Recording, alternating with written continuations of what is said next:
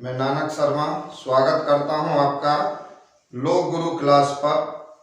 और अब हम पढ़ेंगे क्षेत्रफल का एक टॉपिक आयत। और आयत में मैंने आपके सामने लिखे हैं 4 सवाल। इनके जो फॉर्मूला वगैरह होंगे सभी सवालों के साथ मैं समझाऊंगा। और एक एक सवाल ऐसा होगा कि एक बार देखने के बाद आप कभी भूलेंगे नहीं। ठीक है, तो देर न करते हुए पहला सवाल ये है कि एक आयत की लंबाई 20 मीटर है, चौड़ाई 15 मीटर है, आयत का क्षेत्रफल क्या है। तो सबसे पहले हम आयत के बारे में 2 बात जानेंगे कि आखिर ये आयत है क्या। तो ध्यान देंगे, आयत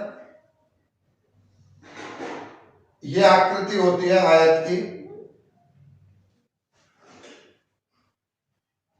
आयत एक चतुर्भुज है जिसकी आमने सामने की भुजा बराबर होंगी। जैसे ये भुजा इसके बराबर होगी, ये वाली भुजा इसके बराबर होगी, यानी आमने सामने की भुजा आयत की बराबर होती है। दूसरा, चतुर्भुज के चारों कोणों का जोड़ एक 360 होता है। आयत हो, वर्ग हो, समचतुर्भुज हो, समलंब चतुर्भुज हो, चतुर्भुज कई प्रकार के होंगे, उनमें से एक टाइप चतुर्भुज का आयत भी है। तो चतुर्भुज के चारों कोणों का जोड़ 360 अंश होता है। और हम पढ़ रहे हैं आज आयत। तो आयत भी क्या है? एक चतुर्भुज है। कैसा चतुर्भुज? जिसकी आमने सामने की भुजा बराबर होंगी और 2 संगत भुजा 90 अंश का कोण बनाएंगी। आप कहेंगे संगत भुजा क्या?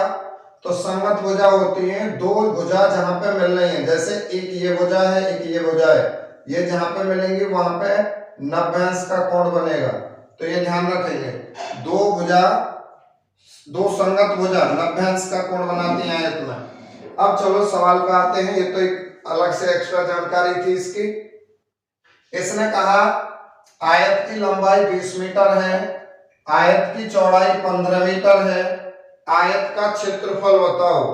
तो आयत के क्षेत्रफल का जो फॉर्मूला है वो होता है लंबाई गुणा चौड़ाई। और हमें दोनों ही चीज सवाल में दी गई है। लंबाई दी गई है 20 मीटर, चौड़ाई दी गई है 15 मीटर, और 20 15 की गुणा करेंगे तो 15 दूनी 30, यानी ये आ जाएंगे 300। और ध्यान रखेंगे जो क्षेत्रफल है ना, इसकी यूनिट होती है वर्ग इकाई। तो अगर हमारी भुजा मीटर में है तो आप लिखोगे वर्ग मीटर, वर्ग मीटर। और अगर भुजा हमारी सेंटीमीटर में होती तो हम लिखते वर्ग सेंटीमीटर। ठीक है। अच्छा, एक चीज ध्यान देंगे, या तो हम वर्ग मीटर ऐसे लिखें या हम ऐसे लिख दें कि मीटर की पावर लगा दें हैं 2, बात एक ही है। ठीक है, तो ये सवाल हुआ क्लियर।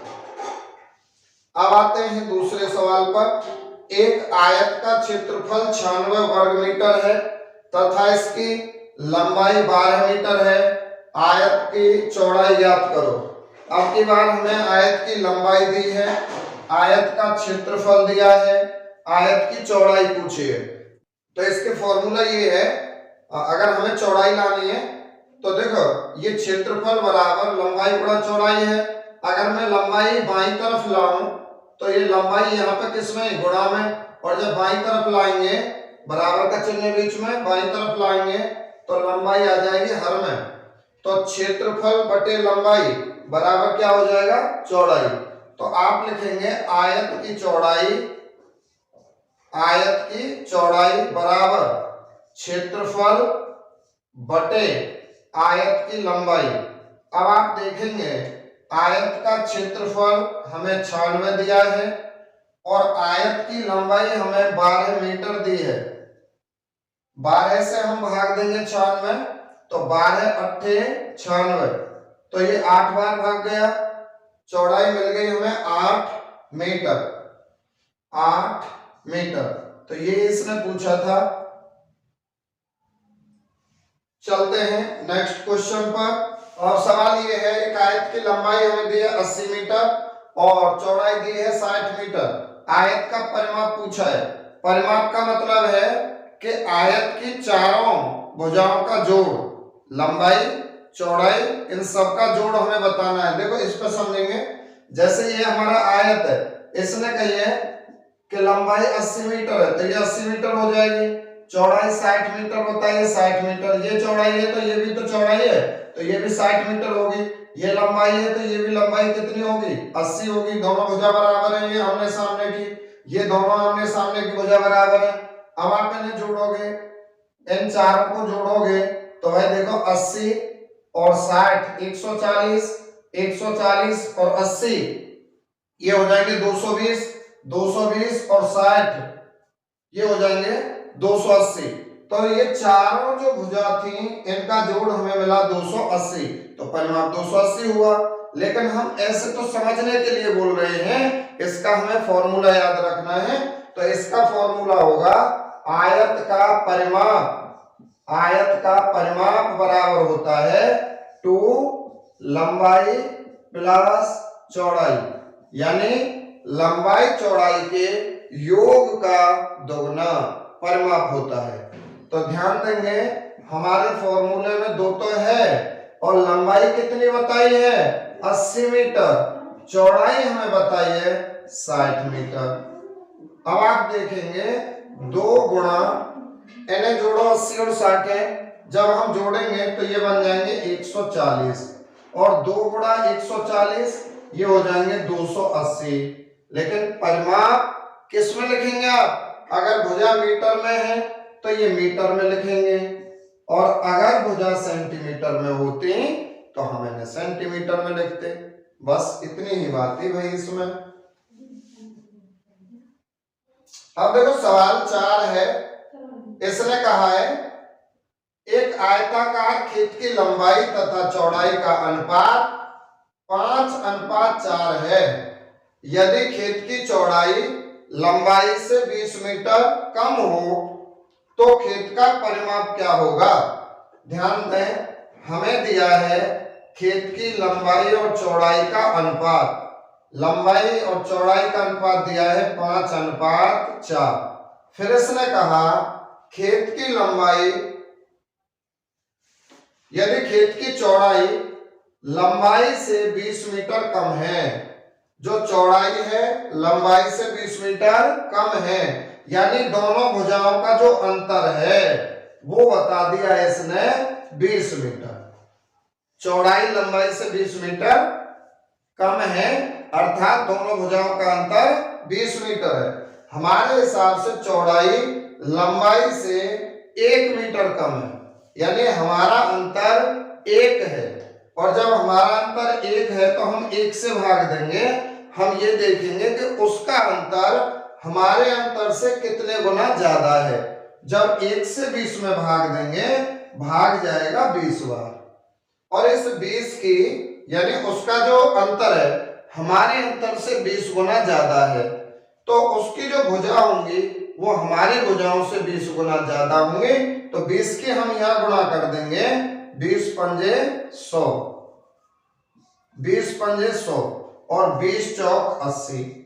तो अब हमें आयत की लंबाई भी मिली, आयत की चौड़ाई मिली, लेकिन उसने लंबाई चौड़ाई नहीं पूछे, उसने पूछा है आयत का परिमाप।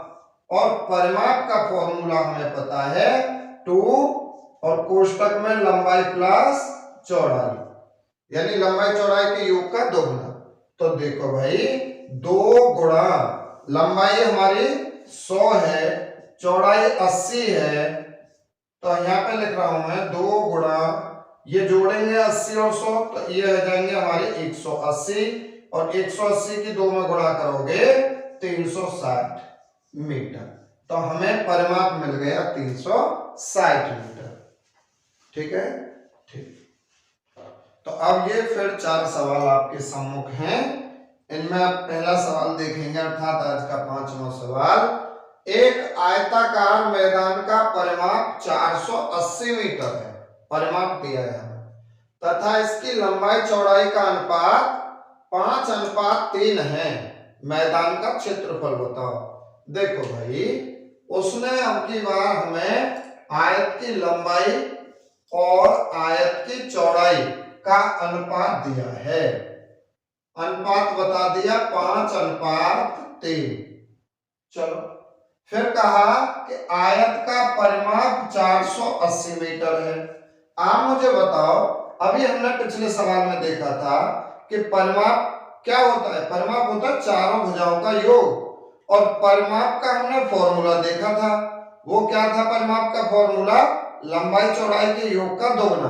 तो आप फॉर्मूला के आगे, परिमाप के फॉर्मूला के आगे परिमाप रखेंगे, 2 लंबाई प्लस चौड़ाई।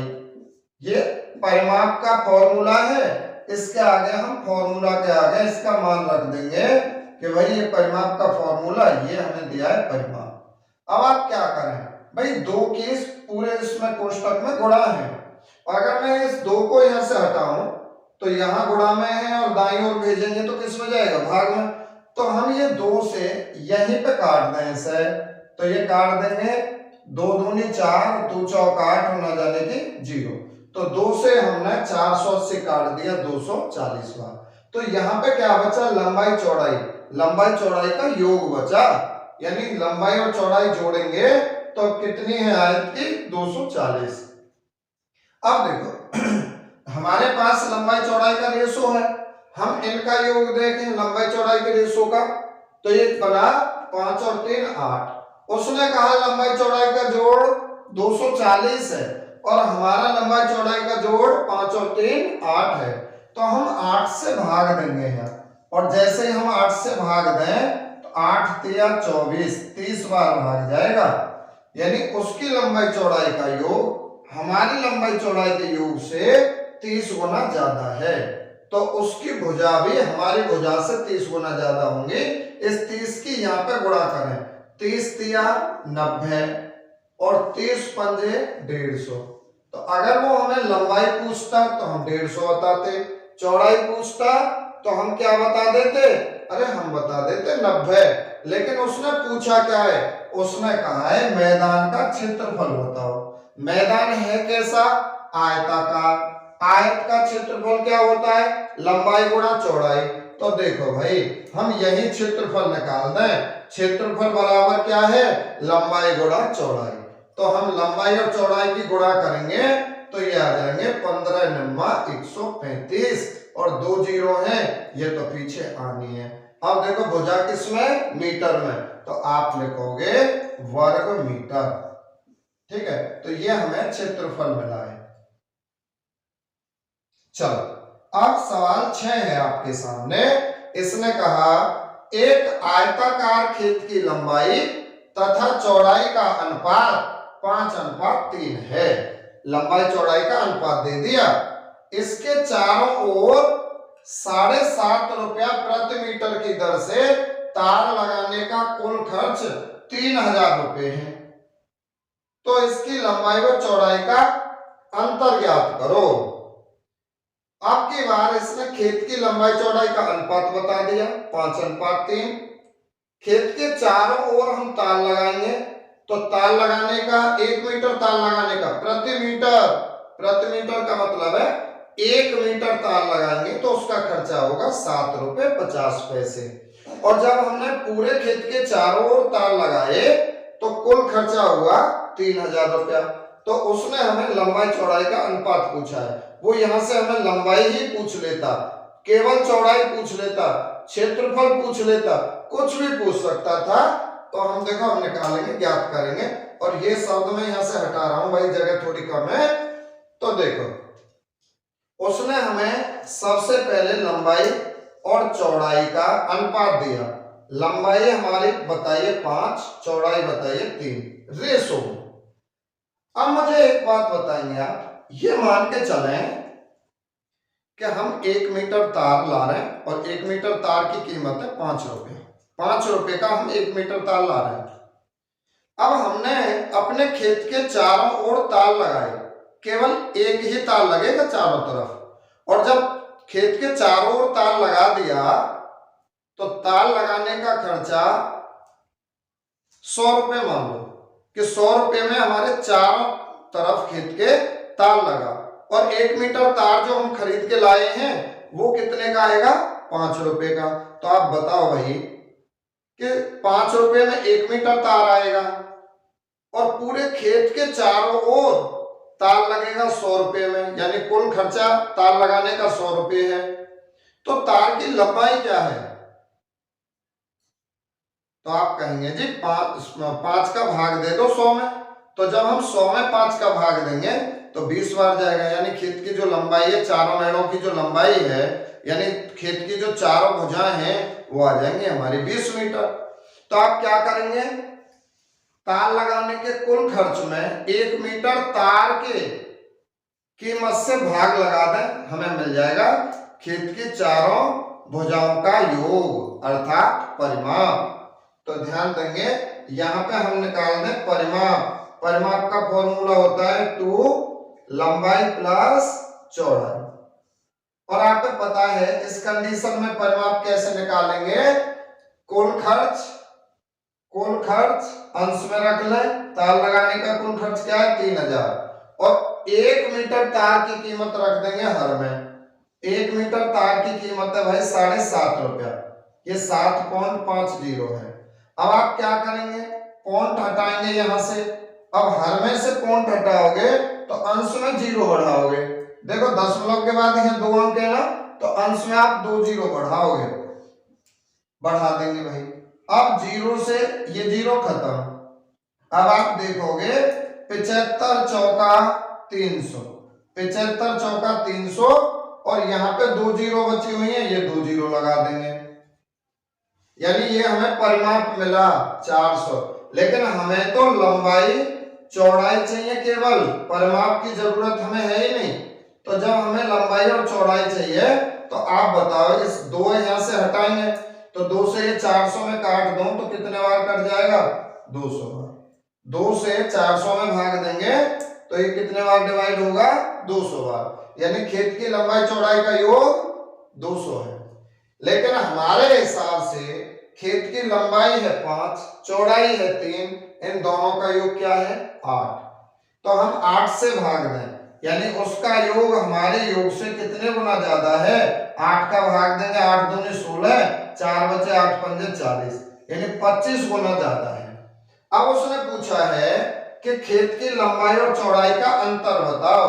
खेत की लंबाई चौड़ाई का अंतर बताओ, क्या अंतर है भाई हमारी लंबाई चौड़ाई में, 2 का अंतर है, 2 का अंतर है और 1 की वैल्यू क्या आई है 25, तो 25 से कर देंगे गुणा, 25 दूनी 50, 50 मीटर का अंतर है जी खेत की लंबाई और चौड़ाई में। तो ये है ये सवाल। चलो अब सवाल 7 है और यहां से टाइप भी चेंज है। अब आपको 1 मिनट टाइम देना होगा, अगर आप ध्यान से सुनेंगे तो मेरी फुल गारंटी है कि ये मौखिक आंसर बता रहे होंगे, ठीक है। तो सबसे पहले हम यहां पे मैं समझा रहा हूं कुछ बात, तो आप देखेंगे कि अगर कोई आयत है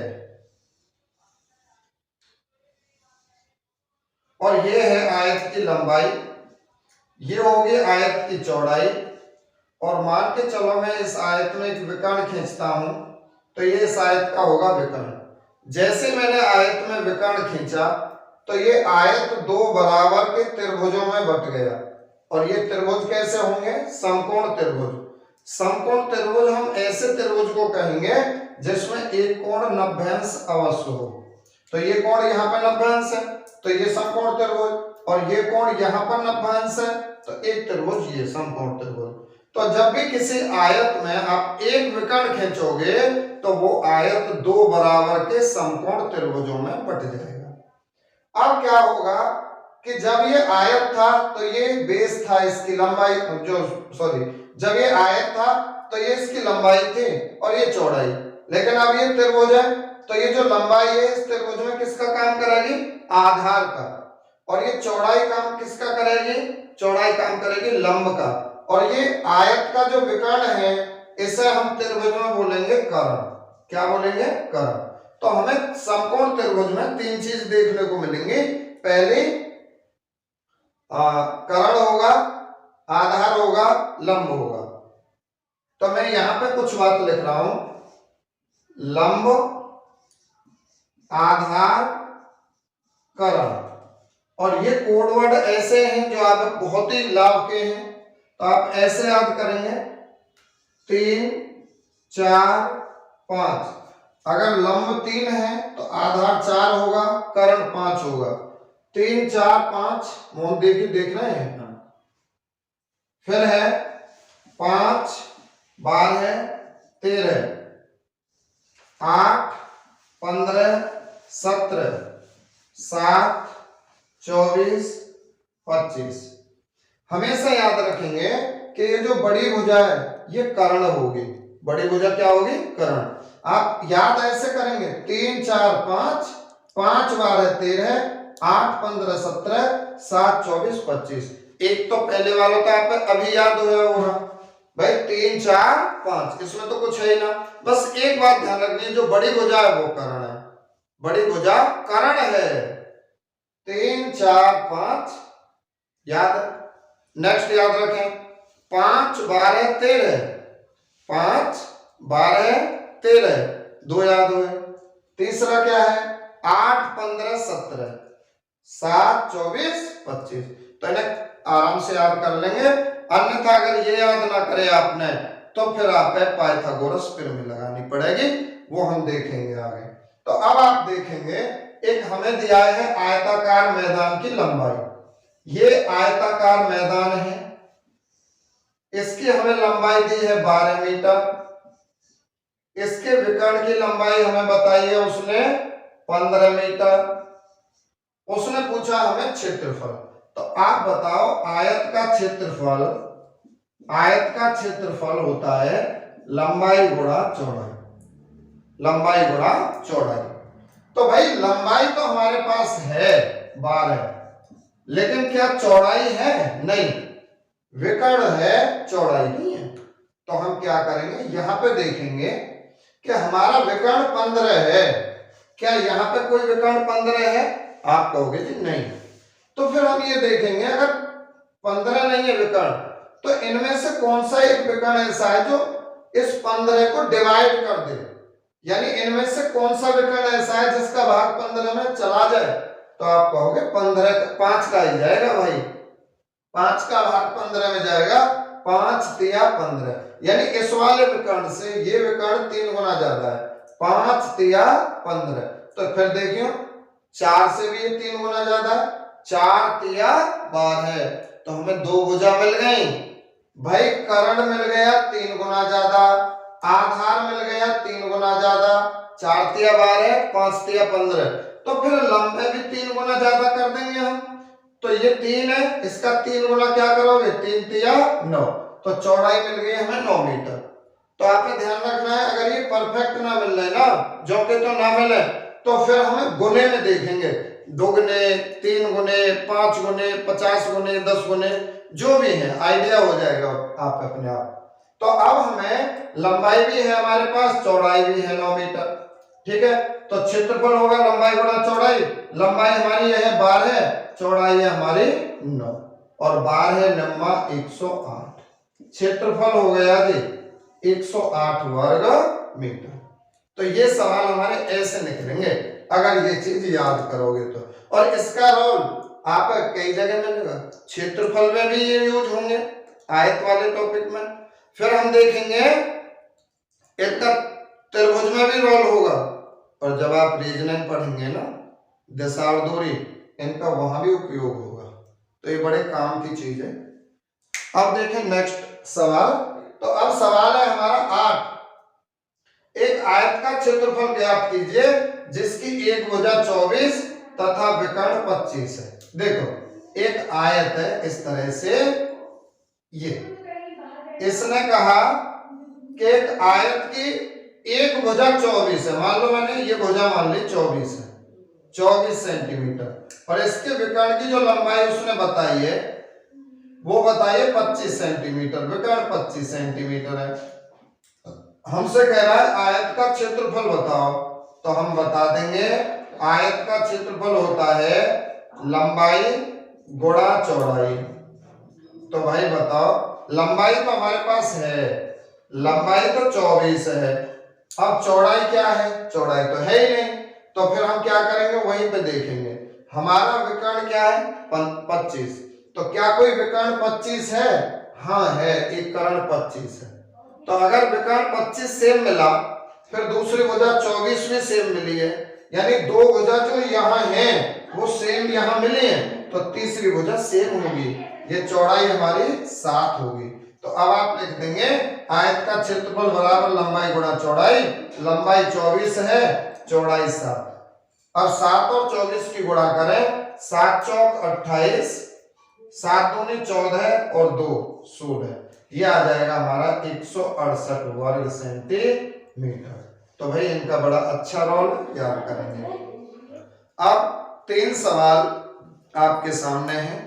ये 3 सवाल इस तरह के हैं कि हमें एक आयताकार कोई स्थान दिया गया होगा, उसके चारों ओर कोई रास्ता होगा, या तो चारों ओर बाहर की ओर होगा, चारों ओर अंदर की ओर होगा, या उसके बीचों बीच होगा।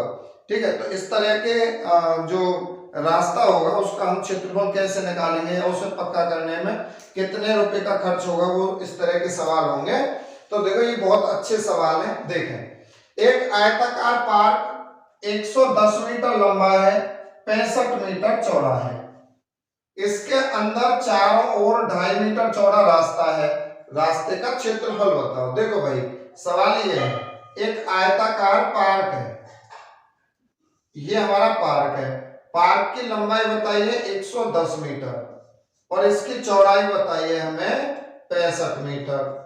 लंबाई दी है 110, चौड़ाई दी है 65 मीटर। ये कह रहा है इसके अंदर चारों ओर 2.5 मीटर चौड़ा रास्ता है। अंदर चारों ओर 2.5 मीटर चौड़ा रास्ता है। ये इसमें रास्ता है, चारों तरफ 2.5 मीटर चौड़ा, और इस रास्ते पर, रास्ते की हमें जो चौड़ाई दी है वो दी है 2.5 मीटर, ये 2.5 मीटर का है। अब इसने कहा है इस रास्ते का क्षेत्रफल बताओ, केवल रास्ते का, पार्क का नहीं, केवल रास्ते का। तो देखो ऐसे सवाल में हम क्या करेंगे, इसका तो कोई फॉर्मूला ही नहीं है, बिना फॉर्मूले के ही हल है। रास्ते का क्षेत्रफल बराबर, सबसे पहले रास्ते की 3 कंडीशन होंगी, या तो जैसे ये पार्क है रास्ता इसके अंदर होगा, अंदर की तरफ। दूसरी कंडीशन क्या हो सके, ये हमारा पार्क था और रास्ता इसके बाहर होता, ये 2 कंडीशन है। तीसरी कंडीशन क्या हो सके रास्ते की, कि ये हमारा आयताकार पार्क या मैदान है, रास्ता इसके बीचों बीच होता, एक ऐसे और एक ऐसे। जो सवाल ये है आपके सामने, तो हमें क्या करना है, सबसे पहले ये देखना है कि हमारा जो पार्क है या मैदान है उसकी लंबाई चौड़ाई कितनी है, उसका योग करो। रास्ता कहीं भी है, आप लंबाई चौड़ाई जो हमारे पार्क की है, आयत की लंबाई चौड़ाई जो है उसका योग करो। तो आयत की लंबाई 110, चौड़ाई है 65। पहला काम तो ये करेंगे। दूसरा काम ये करेंगे, जब रास्ता चारों ओर है तो जितना चौड़ा रास्ता है उससे दोगुना करें। रास्ता 2.5 मीटर है तो 2.5 मीटर है, दोगुना करेंगे 5 हो जाएगा। जब रास्ता चारों ओर है तो रास्ते की चौड़ाई का दोगुना करेंगे। ठीक है, पहला पॉइंट। दूसरा, अगर रास्ता अंदर है तो इसमें से घटाएंगे, और अगर रास्ता बाहर हो इससे तो यहां पर जोड़ेंगे। चारों ओर है रास्ता तो रास्ते की चौड़ाई का दोगुना करेंगे, अंदर है तो घटेगा, बाहर है तो जुड़ेगा। चलो, तो यहाँ पे रास्ते की चौड़ाई है 2.5 मीटर, इसे हम दोगुना कर देंगे, 2.5 का दोगुना 5। रास्ता अंदर है तो भाई 5 ही तो आप घटाओगे और 5 से आप गुणा करोगे, 5 से आप गुणा करोगे इसमें। तो जब आपने ये जोड़े तो 110 और 65 175, 175 में से 5 घटा देंगे 170। 5 गुणा, ये हमने अभी कैलकुलेट किए हैं 170, और इनकी गुणा करेंगे तो 17 पंजे 85, 850 वर्ग मीटर ये आपके रास्ते का क्षेत्रफल है।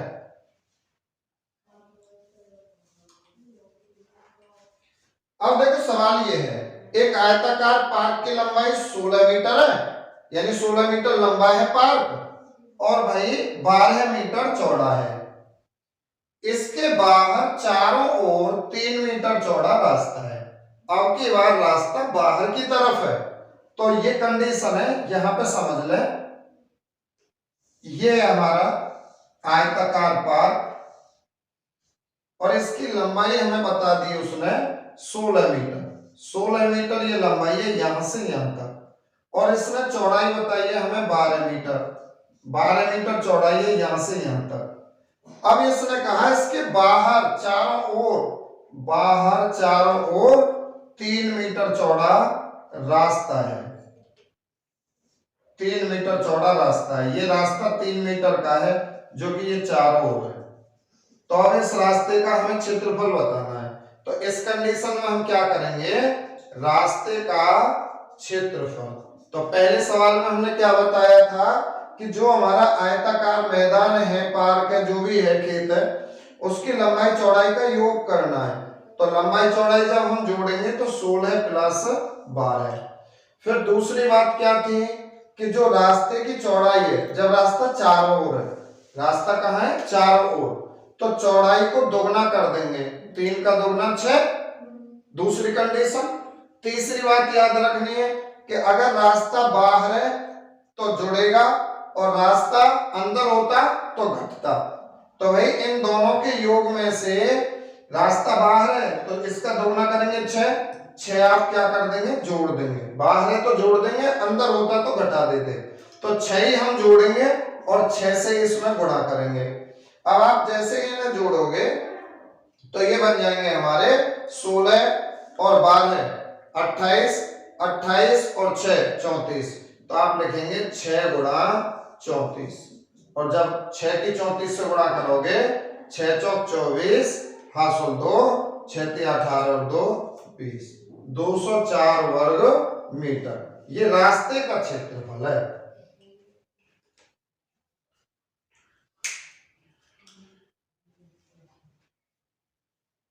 आगे बढ़ेंगे।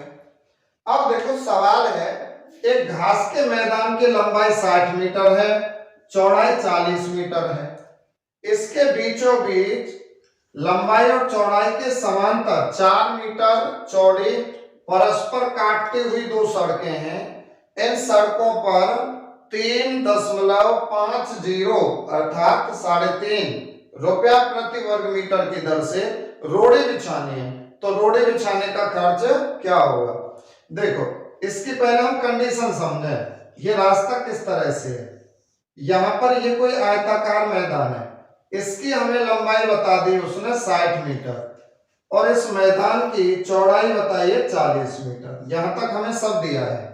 फिर उसने कहा है कि इसके बीचों बीच लंबाई और चौड़ाई के समांतर परस्पर काटती हुई 2 सड़कें हैं, यानी इस तरह से सड़कें हैं। अब की बार 2, एक सड़क ऐसे है और एक सड़क ऐसे है, परस्पर काटती हुई 2 सड़कें हैं। इस तरह से सड़कें हैं इस मैदान में चारों ओर, चारों ने बीचों बीच। और इस सड़क की जो चौड़ाई बताई है वो हमें 4 मीटर बताई है। 4 मीटर ऐसे है, 4 ऐसे, 4 ऐसे और 4 ऐसे, यानी ये जो चारों सड़क हमें दिख रही हैं, एक ऐसे एक ऐसे, 2 मानो 4 जो भी मानो, तो इन सड़कों की जो चौड़ाई है वो 4 मीटर है। तो अब ये हम रोड़ी बिछाएंगे, तो रोड़ी बिछाने का खर्चा पूछा है, जबकि 1 यूनिट रोड़ी बिछाने का खर्च दिया है। तो हम क्या करेंगे, सबसे पहले रास्ते का क्षेत्रफल निकालेंगे। सबसे पहले, चाहे वो रोड़ी बिछाने का खर्च पूछे चाहे क्षेत्रफल पूछे रास्ते का, तो हम रास्ते का क्षेत्रफल निकालेंगे। रास्ते का क्षेत्रफल, सबसे पहला काम, ये जो मैदान है इसकी लंबाई चौड़ाई का योग करेंगे, जैसे हमने अभी यहाँ किया है पिछले सवालों में। तो योग करेंगे 60 + 40, यहां तक कोई बात है। अब देखो रास्ता अंदर है, रास्ता अंदर है तो ये घटना ही घटना है, इनके योग में से घटाएंगे ही घटाएंगे। लेकिन ध्यान रखेंगे अब की बार चारों ओर नहीं है, रास्ता बीचों बीच है, और जब रास्ता बीचों बीच हो ना तो उतना ही घटाएंगे जितना है, इससे दोगुना नहीं करेंगे। 4 ही आप घटाओगे और 4 से आप गुणा करोगे। जब आप इन्हें जोड़ोगे 60 और 40 100 में से 4 निकाल देंगे 96, और 96 की 4 से गुणा करोगे तो ये बन जाएंगे 384। वर्ग मीटर। ये जोड़ेंगे 100, 4 घटा देंगे, 100 में से 4 जाएंगे 96, 96 की 4 से गुणा करोगे तो ये आ जाएंगे आपके 384। अब आप देखेंगे खर्च, रोड़ी बिछाने का खर्च। भाई हमारे रास्ते का क्षेत्रफल क्या है, 384 वर्ग मीटर है, और 1 वर्ग मीटर रोड़ी बिछाने का खर्च है 3.5 रुपया।